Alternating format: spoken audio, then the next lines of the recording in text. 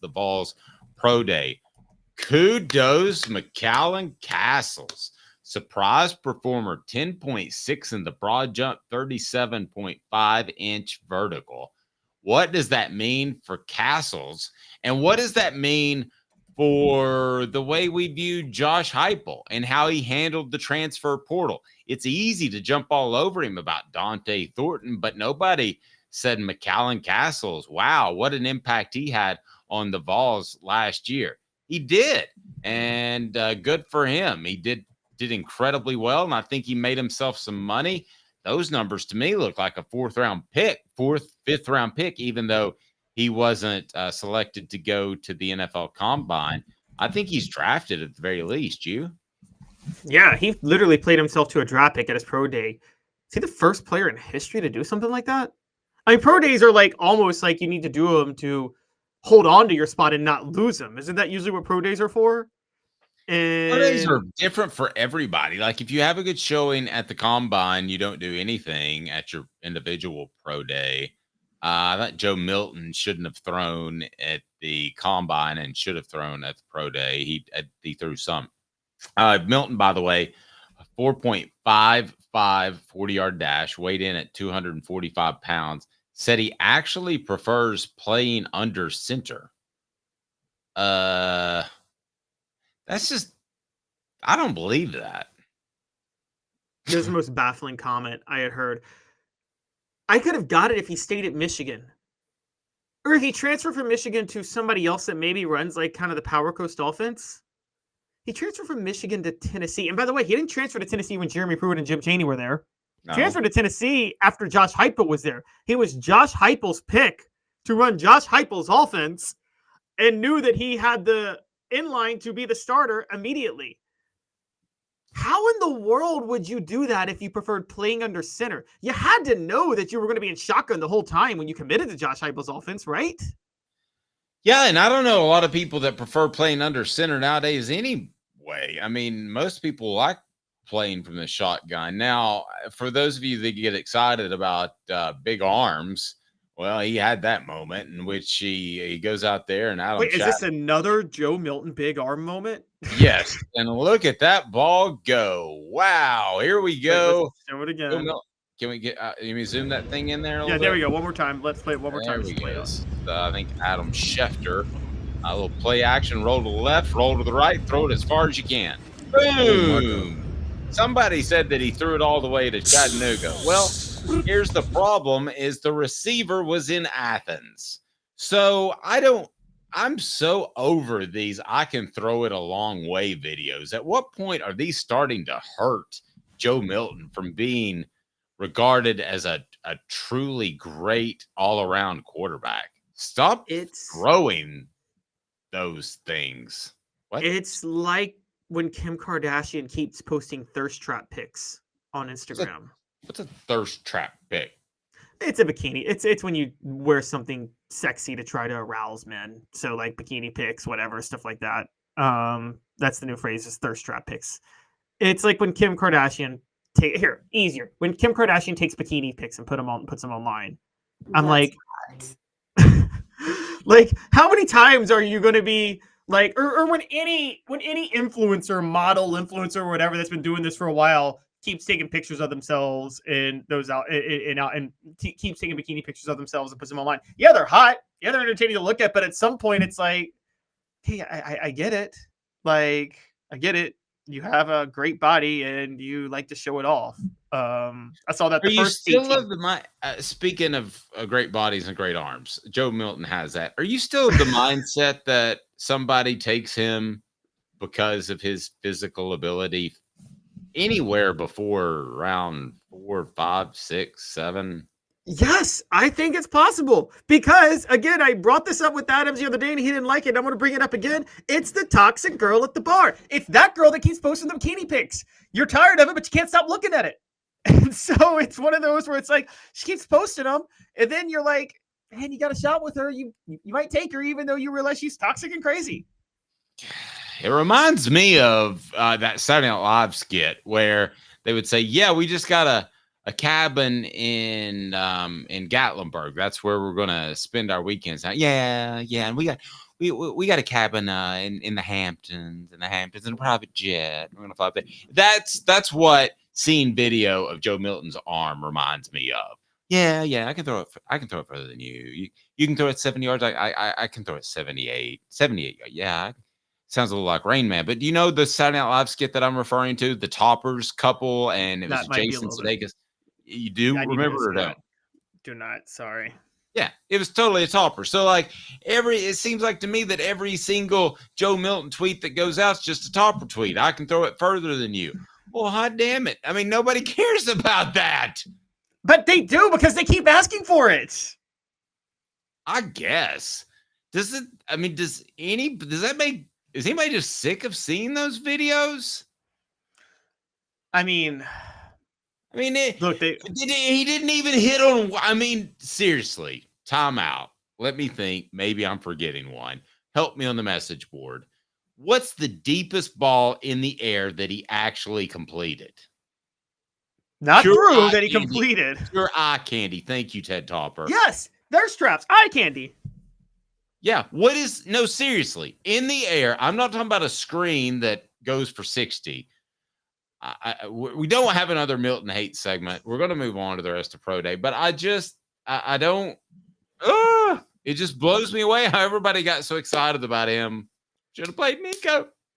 Well, if he runs more, he can maybe have a bigger impact in the NFL, but he doesn't want to run that much. And that's kind of the bigger problem.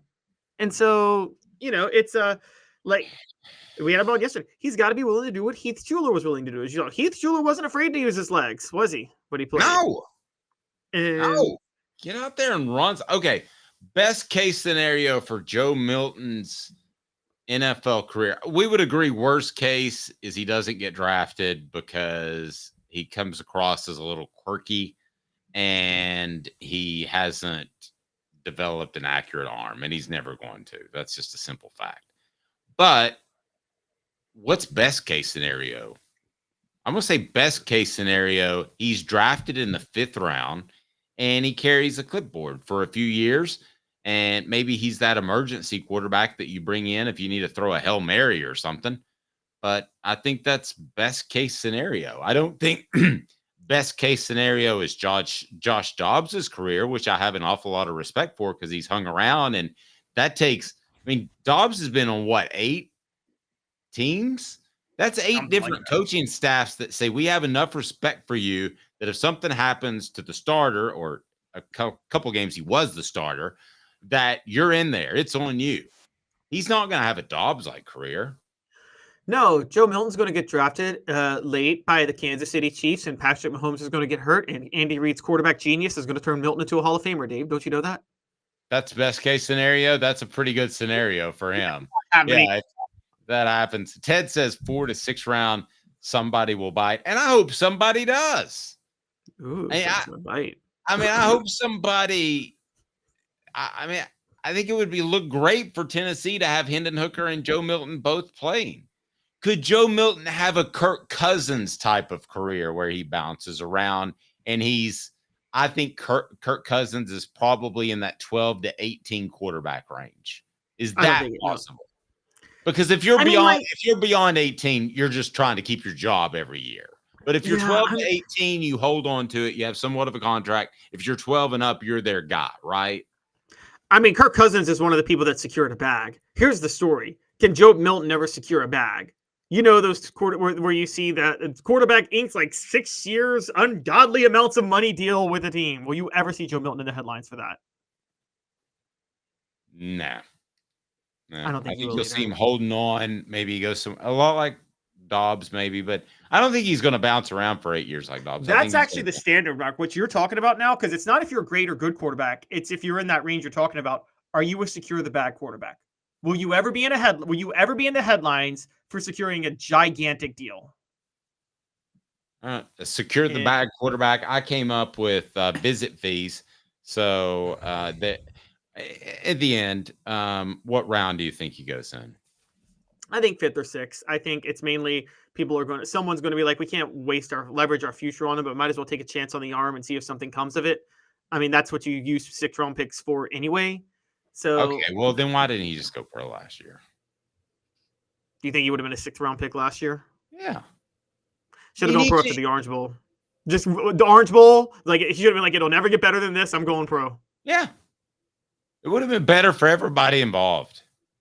Nico would have been your starter from the get. I think Tennessee needed a year of Nico getting fully sized. I do. I didn't say that right, but y'all know what I meant. He didn't. He was 210 headed into. He was 205 headed into preseason camp. He was just fine. That all parties would have been better off if Joe Milton would have said, "I'm cruising on to the NFL because I just had an Orange Bowl and I just got paid, and I'm gone." You know why he stayed? He stayed to get a year of pay from Tennessee because he knew he would never get that much from the NFL. That's why he stayed. No, I think he thought he could help his draft stock. I think this is crazy Dave conspiracy over here. This is crazy Uncle Dave. This is crazy Uncle Dave talking. Okay, well then he's out of touch with the reality because he's not that good. If he thought he could improve his draft stock by coming back another year, then somebody needed to sit down and have a talk with him because all he did was hurt his draft stock. Well, what do you do as a quarterback? Try to go pro before you even started to hope to help to improve your draft stock? Like, what quarterback that doesn't at least somewhat believe in themselves would do that? I don't know, a quarterback that has a good advisor.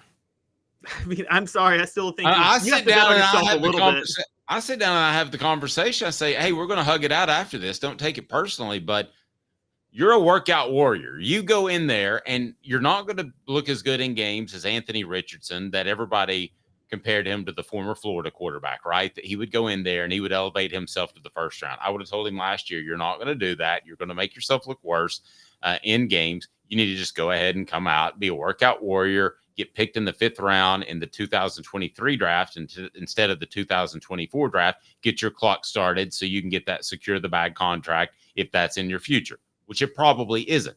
But the bottom line is, from a business perspective, he's up on billboards. He's doing everything else. He made more money at Tennessee than he would have made in the NFL. And he might not even make a team in the NFL. That was a business move in which NIL actually seemingly helped the Vols, but I think hurt them. Be better off with Nico running out there. Well, maybe it didn't hurt him because he made more money at Tennessee based on what you're saying. So I hurt him, but hurt Tennessee. They'd be better off if Nico run out there last year. So you're saying if you were Joe Milton, you would have gone to the NFL rather than take the NIL money at Tennessee for a year? Even if you did, that's not that big of a deal. And I also think, again, you kind of bet on yourself to at least think you can improve your draft stock. Now, I'm not sure he hurt his draft stock. I think you're betting on yourself by going right after the Orange Bowl. No, because because nobody was going to take him in the first 2 rounds or first 3 rounds. Now, he's not going to the first 3 rounds anyway, but maybe he thought he could play himself into that. So, I mean, what are you supposed to do? Not even bet on yourself at all on that regard? I think that's why he came back. He didn't come back for to try to steal more NIL money from Tennessee. And also, I still say but you tell me that wasn't a big part of it, and it wasn't stealing it. He deserves it. I think it's a factor in it may be a factor in anything, but I don't think coming out wasn't even a thought process for Joe Milton. He didn't start in 2022. Somebody should have been thinking about it. Oh my gosh, this is ridiculous. So, question: now that we saw yesterday, ridiculous. He's not any better of an NFL prospect than he was a year ago, and now Nico is the new guy instead of the guy with a year under his belt. He thought he would be a better NFL prospect. That's what I mean. I don't think he was going straight for the NIL. I think he thought he would just be a better prospect. Now, my question for you is, who goes higher, McCallan Castles or Joe Milton in the draft? Now that we saw yesterday's pro day. There's no question McCallan Castles will go higher. So you think McCallan Castles played himself into a draft pick for real yesterday with what he did? Oh, no, I wasn't just saying that. No, I 100% believe that. I thought when I watched him play, I was a little bit surprising that he wasn't invited to the combine. I thought he had good size, good speed, better lateral, better hips than you would think with a guy that size that didn't have many offers coming out. Joe had an amazing pro day. Fine, he did, but he would have had an amazing pro day on March the 27th, 2023. There's no evidence that he had an amazing pro day either. He dazzled with his arm. But notice people didn't stand out, and they needed to stand out. Just not great news for people. Ramel Keaton didn't stand out on his pro day, which kind of needed to do because he didn't get a combine invite. Well, And I wonder why. Who do you think was throwing him the ball? I mean, Dave's blaming Joe Milton for everything. Serious. Dave, y'all. I'm dead serious. I'm not joking at all, Caleb. I would have Nico come out there and guys, throw if the we ball hit a to that recession pro later day. this year, Dave is blaming Joe Milton. A recession's going to come, and Dave's going to be like, Joe Milton did not do enough to draw fans to Tennessee games last year, and that triggered the recession, guys. That's going to be Dave in 2 months' watch. I'm just... Let me ask you. You have an opportunity to go out there and wow scouts. Who do you want throwing the ball to you? Joe Milton, Nico Iamaleava, or some random dude off the street? Rank them. Obviously, Nico. Okay, who's second? Joe Milton over some rando off the street? No, I'll take rando off the street because he's not going to throw it on my back hip as hard as a howitzer. That's what I don't want. Okay. Yes, I get it, but like... Okay. The other prospects. Give me the rest of the other guys. I'm sorry. I got. So let's just. Yeah.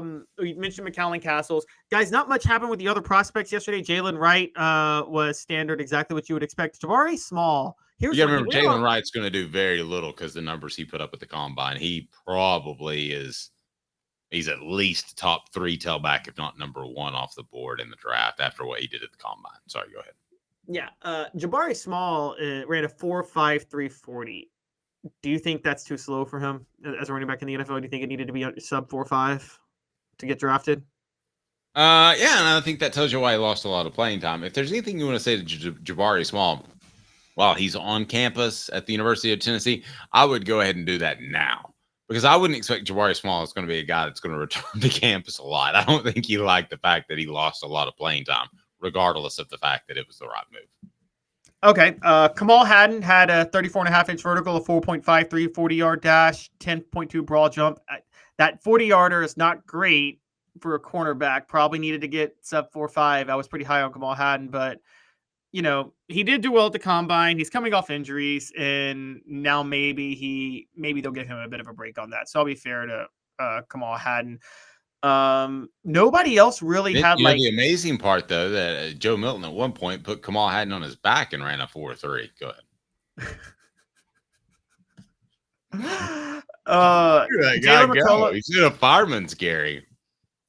So Gabe Giuliani, and this is the guys, I can't stress a 37.5-inch vertical for McCallan Castles was better than any of the cornerbacks that were in that were out there yesterday, and it was better than Ramel Keaton. Like, we didn't bring this up because it wasn't big news throughout the year. I always looked at McCallan Castles and I thought that guy is pretty athletic. That guy looks like an NFL player to me. Did that cross your mind last year, or is it so far down the food chain that you didn't think about it? No, you are right. I mean, and that's what you maybe could blame Joe Milton, because if there was another quarterback, I think Heupel might have been using Castles a lot more as a... Yeah, you can't throw over the middle because you got Joe Milton. And he's going to throw it so hard it's going to go off the guy's shoulder pad and it's going to get intercepted and taken the other way for a touchdown because you got Joe Milton. Nico's going to put a little touch on that ball. For the love, it's going to be off his back hip, and it's just going the other way. Game over. Dave, Dave's about to say Joe Milton threw the ball, and it probably knocked the ship's power lines out on the on the river in Baltimore on the Francis Scott Key Bridge the other day, didn't you? It's probably because Joe Milton threw a ball and it hit the ship, right? No, he's just the captain. Oh, God, there you go. Okay. Joe Milton was driving the Titanic. He took it way too fast, hit the iceberg. If he had just slowed down and had a little bit more touch on the ship, wouldn't have hit the iceberg. Yeah, and there's some of you, Travis, that are playing instruments as the ship goes down. All right, what else we got on these cats? What are they doing for pro day? Well, and so I think Ramel Keaton is a concern because Ramel Keaton only had while he's throwing it over the bow. Go ahead. Oh, well, I would not let Rose on the board. I would have gotten on the board myself. I'm like, you had a lifeboat and you jump back onto a sinking ship, you idiot. Like, so right around that upper crust. But yeah, go ahead. So I would say that Ramel Keaton, 33.5-inch vertical is not what you need to be because he's a wideout 6'3". You probably needed higher than a 33.5-inch. Like one of his things is going to need to be like being able to out-leap people for balls thrown down the middle, right? And that I think that's a problem.